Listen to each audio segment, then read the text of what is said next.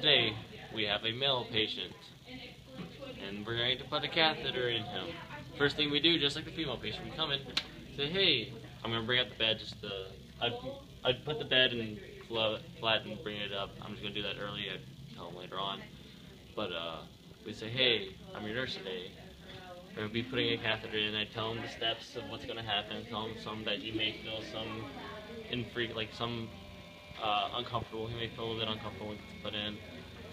I'm pretty high, so the bed would raise. I'd ask him if he had any questions. He says no. I asked him if he's allergic to iodine. He said no to that too. So we're good to use iodine. If he was allergic, we'd use hydrogen peroxide. I'm a pretty tall guy. This is my working position. So I'm going to get my headband ready beforehand, because you don't want to do that in between. That breaks sterility. Guys, can you please be quiet? Alright, so, sorry. So we're going to I provide privacy, and no, since we got privacy, I had uncovered them. I'm sorry for the loudness. You might not be able to hear me. Oh, he's got a little dribble in there. We put on a clean one. Too bad I don't have one, so we're just gonna keep it going. So he's up here. We wouldn't have to put his feet up because he's not a female, so that's a plus. So now let's get sterility going.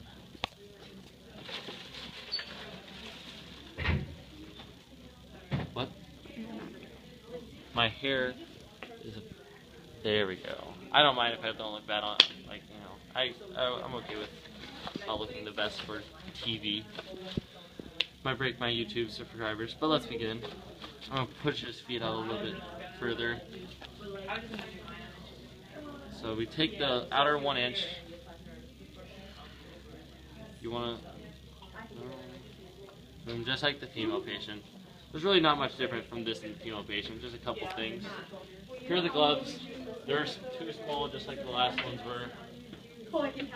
So take the outer 1 inch border.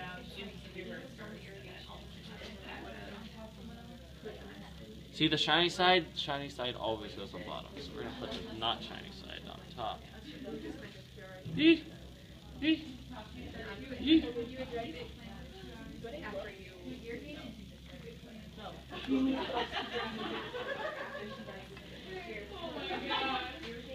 Underneath them, got that going. So let's begin now. I wouldn't do that, sorry, that's breaking sterility. I put on the gloves. Let's put on the gloves. So to put on the gloves, I just grab the right hand.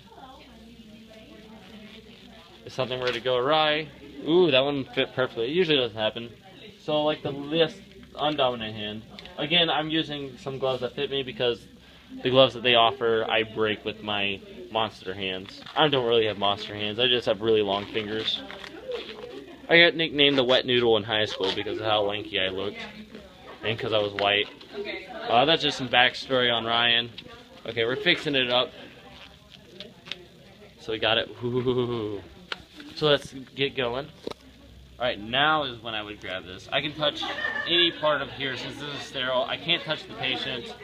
Sorry, the instructors are being really loud right now. But let's begin now. I put this down. Make sure.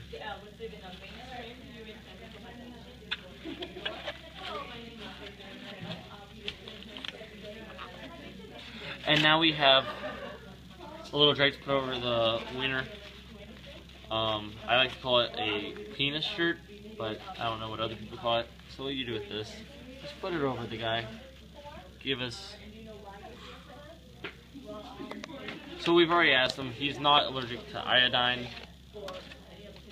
So we can put iodine on him. If not, we'd put hydrogen peroxide. We have a trash can right here. Throw it away. We have the lube ready. I remove this. Throw it away. Never turning my back to the patient because that would break sterility. Never turn my back to the sterile film. I apologize. Put this in here. Got it in the lube. It's all good to go. We don't have tape. I'll get tape later and I have to put it on. And now I would clean. I would not clean. Now I would